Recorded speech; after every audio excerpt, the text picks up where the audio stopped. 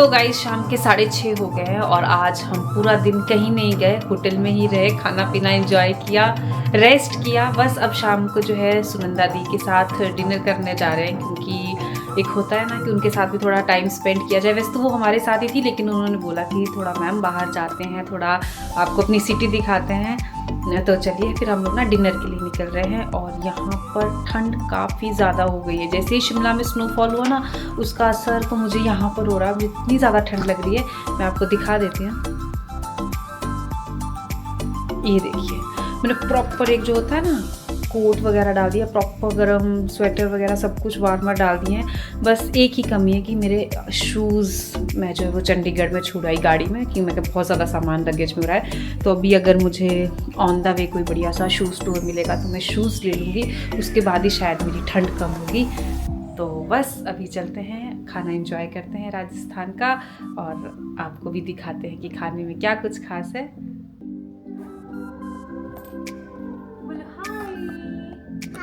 आप कैसे हो?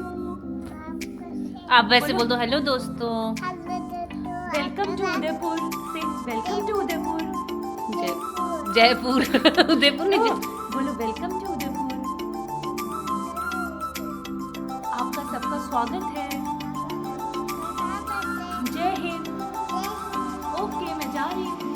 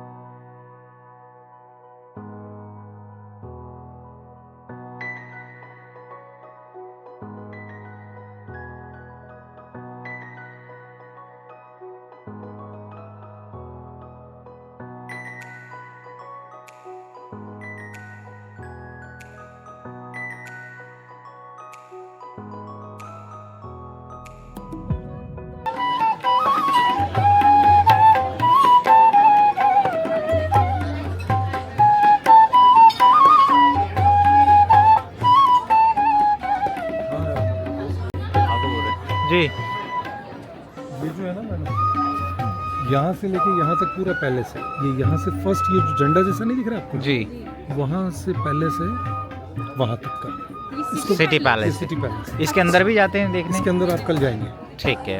आप जो रुक रहे हो उसके बिल्कुल बैक साइड में रुक रहे हो। यहाँ से जो अमराई का घाट दिखा ना आपको, उसके अच्छा। राइट हैंड साइड में आप रुक रहे हैं, हाँ, अमराई घाट के। अच्छा। ये आपकी ताज लेक पैलेस है। जी, इस ताज लेक पैलेस के आगे एक और एक आइलैंड जैसा है पानी के बीच में, हाँ। वो जो लाइट जल रही है वो देखो आगे बढ़ी, हाँ हाँ हाँ हाँ, उसको कहते हैं जग मंदिर। अच्छा, वो राजा के पास ही, यहाँ की प्रॉपर्टी में राजा के पास ही है। वो वाली बात कर रहा हूँ। आगे जो लाइटें दिख रही है हाँ, ये वो। ताज लेक पैलेस है। बिल्कुल बिल्कुल। ये और जग मंदिर और जग महल। जी तो जग महल तो ताज ने कॉन्ट्रैक्ट पे ले लिया, होटल में कन्वर्ट हो गया। जी, और जग मंदिर भी ओपन लोगों के लिए खुला हुआ है, खुला हुआ है। बाहर पब्लिक के लिए। कोई बड़ी वेडिंग्स जो रीगल वेडिंग्स होती है वो वहीं होती है, ओके। और खाना पीना उसके लिए खुली रहती है। हम्म। कवर चार्जेस उसके। सिटी पैलेस में वो जो रेड रेड दिख रहा है जी, उसके अंदर ही वो रहते हैं राजा साहब। महाराजा। अच्छा, महाराजा साहब यहाँ की सेकंड, मतलब महाराणा प्रताप के कई पीढ़ियों तक कोई वंशज नहीं है। उनके जो भी रहा उनका, उनके महाराणा प्रताप के सब गोद लिए हुए हैं। पिछली 2 पीढ़ियों से ओरिजिनल संतान चल रही है। मतलब बीच में सारे गोद लिए हुए, क्योंकि कभी भी राजगद्दी खाली नहीं रह सकती। हाँ बिल्कुल, ऐसा सिस्टम है। बिल्कुल जब राजा साहब चले जाते हैं ना, बिल्कुल। तो वो राजगद्दी को खाली नहीं रख सकते। तो ऐसा होता है कि उनका क्रिमेशन भी जो होता है ना, अंतिम संस्कार, हाँ उस अंतिम संस्कार के पहले गद्दी पे कोई बैठता है कि गद्दी खाली नहीं कर सकती। हाँ ओके। मेवाड़ कभी भी किसी का अधीन नहीं रहा। और मेवाड़ का जो हल्दीघाटी युद्ध अगर आपने सुना हो, हल्दीघाटी युद्ध में कमाल देखने की बात ये थी कि महाराणा प्रताप हिंदू योद्धा थे, हिंदू राजा थे। उनका जो सेनापति था वो एक मुस्लिम था, और उनका जो अकबर की सेना का जो सेनापति था वो हिंदू था। ये एक बड़ा एक पैराडॉक्स कैच है इस बात का। और जब महाराणा प्रताप युद्ध लड़े थे हल्दीघाटी का, इनकी सेना से 5 गुना सेना थी संख्या बल में अकबर की, लेकिन इन्होंने बिल्कुल हार नहीं मानी। युद्ध हुआ, वहाँ से युद्ध से चेटक की एक टांग काट दी थी। चेटक क्या? चेटक और नाटक 2 घोड़े थे, एक अरबी लाया था, ऐसी दंत कथा है। तो महाराणा के पास आए थे, तो उन्होंने बोला ये घोड़ा साहब, अरबी ब्रीड ऊंची और बड़ी मजबूत और बड़ी समझदार होती है घोड़ों में, और उस ज़माने में तो घोड़े और हाथी यही होते थे। तो उन्होंने कहा साहब ये घोड़े में ऐसी खासियत है कि अपने मालिक के पीछे जान दे सकता है। तो उन्होंने कहा मैं कैसे मानूं? तो प्रमाण स्वरूप उन्होंने नाटक जो घोड़ा था उसके चारों खुर बांध दिए और उसको बोला उठ। वो इतनी ताकत लगा के उठा कि उसके खुर टूट गए, वो मर गया। फिर चेटक उन्होंने रख लिया। तो चेटक जान से भी प्यारा था महाराणा प्रताप को। अभी तक भी जो पुराने इतिहासकार हैं ये बात करते हुए उनकी आंखों में अश्रु आ जाते हैं, जो पुराने इतिहास के जानकार और जो लेखे जोखे रखने वाले लोग हैं। और चेटक से बहुत प्यार करते थे महाराणा प्रताप। और चेटक की हाइट हेल्थ के कारण उसकी उतना ऊंचा घोड़ा था वो कि उसके आगे युद्ध में उसके सूंड लगी होती थी। वो सूंड आज भी ऐसी रिवेलस में अगर कल जाएंगे उतना ऊंचा होता था वो और उतना ट्रेंड था वो ऐसा। तो जब वो उसके सामने इनका मुग़ल का जो अकबर का जो सेनापति था उसके ऊपर हाथी पे सवार था, वो महाराणा प्रताप का भाई था, दूर का कज़न ब्रदर शक्ति सिंह था उनका सेनापति। तो इन्होंने उस घोड़े ने ऊपर टांग रखी उसके हाथी के, वो महाराणा प्रताप ने अटैक करने के लिए। तो वो हाथी भी सिखाए हुए होते थे, हाथी भी युद्ध के समझदार होते थे, ट्रेंड होते थे। हाथी के सूंड में हमेशा तलवार रहती थी, तो हाथी ने उसकी एक तलवार से टांग काट दी चेटक की। फिर चेटक 3 टांग पे था। तो युद्ध से भगा करके महाराणा प्रताप को वहाँ से, जो महाराणा प्रताप का सेनापति था उसने बोला आप जाओ। उन्होंने कहा मैं नहीं जाऊँगा। उन्होंने बोला आप जाओ, आप रहोगे तो मेवाड़ की रियासत रहेगी, वापस अपन जंग जीतेंगे। तो एक्चुअली मॉरली देखा जाए तो ये जंग उन्होंने जीती महाराणा प्रताप ने, लेकिन उस समय उन्होंने ये जंग में पराजित हो गए थे। महाराणा प्रताप 20% थे या 100% थे मुगल से, तो पराजित हो गए थे। लेकिन महाराणा प्रताप को वहाँ से चेटक लेके आया तो हल्दीघाटी में वहाँ एक नाला है, 30 फीट का नाला, उसने चेटक ने अपनी 3 टांगों पे जंप किया और फिर चेटक ने अपने प्राण त्याग दिए। हल्दीघाटी में आज भी उसकी स्मारक बनी हुई है, उसका स्थान है। फिर महाराणा प्रताप ने सौगंध खाई कि जब तक मैं मेवाड़ को वापस ये अकबर को यहाँ से धकेल नहीं देता तब तक मैं राज पाट नहीं संभालूंगा, कोई राज ऐशो आराम नहीं करूँगा, और मैं जंगल में ही रहूँगा और घास की रोटियाँ खाऊँगा। तो उन्होंने मतलब कितने कैसे राणा थे ये कि इन्होंने बोला जब तक वापस मैं विजय नहीं कर लेता तब तक मैं न तो मैं राजा ही नहीं, न राजगद्दी संभालूंगा, मतलब बैठूंगा नहीं, कुछ ऐशो आराम में रहूँगा, जंगलों में रहूँगा। और जंगलों में उन्होंने घास की रोटियाँ खाई, उनकी मदद करी। उस ज़माने में एक बीलू राजा, यहाँ के एक ट्राइबल्स होते हैं यहाँ के, भील जिसे कहते हैं अपन, बीलू राजा ने उनकी मदद करी। बीलू राजा और सब उनके साथ आए, सब तीरंदाज और सब वापस फिर। और एक भामाशाह थे जिन्होंने इनको पैसे से मदद करी, वो एक प्रकार से वणिक थे, जैन थे। उन्होंने फिर वापस तैयारी करके और फिर बैटल लड़ा, बैटल ऑफ दिवेर, जिसकी चर्चा अपने इतिहास में नहीं करी जाती है, मैकॉले ने सब चीज़ें छिपा दी।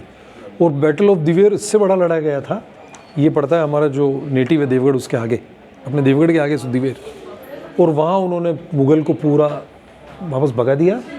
और जब तक महाराणा प्रताप देवलोक हुए तब तक उन्होंने अपना वापस राजपाट 80-90% तक मेवाड़ का वापस सब ले लिया था। तो मेवाड़ कभी किसी का गुलाम नहीं रहा, पराधीन नहीं रहा। यहाँ के राजा एक ही एकलिंग जी, शिव जी, एकलिंग नाथ, एक लिंग। बड़ी एकलिंग नाथ के पीछे भी एक अलग कहानी है। एकलिंग नाथ का मंदिर है 1500 साल पुराना। तो एकलिंग नाथ को तो मानते हैं यहाँ का राजा, और एकलिंग की जो सेवा करता है यहाँ उसको कहते हैं दीवान। दीवान मतलब संभालने वाला सब काम। तो यहाँ बोलते हैं एकलिंग दीवान, महाराणा। तो all other places you have Raja Maharaja, unlike Udaipur you have Rana Maharana. Rana means योद्धा, वॉरियर। तो यहाँ है राणा महाराणा। तो ये इतना शूरवीर का, शौर्य की इतिहास है मेवाड़ का।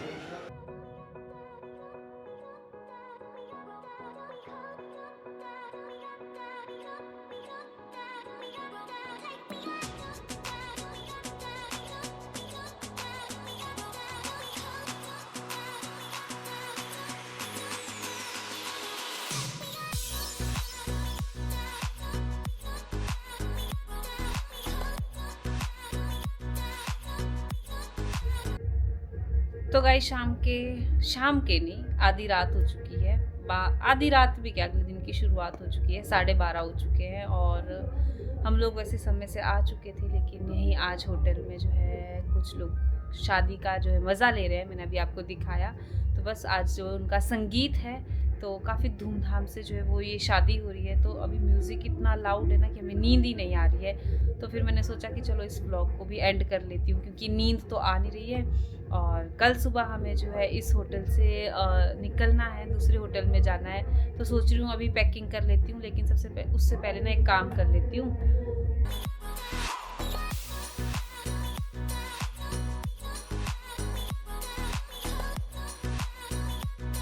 तो बस अब एक गिलास गर्म पानी का पी लेती हूँ, क्योंकि अगर थोड़ा सा हैवी खा लो ना आप कभी, तो उसके ऊपर अगर आप गर्म पानी पी लो तो अच्छा फील होता है। तो बस मेरा पानी भी गर्म हो गया है।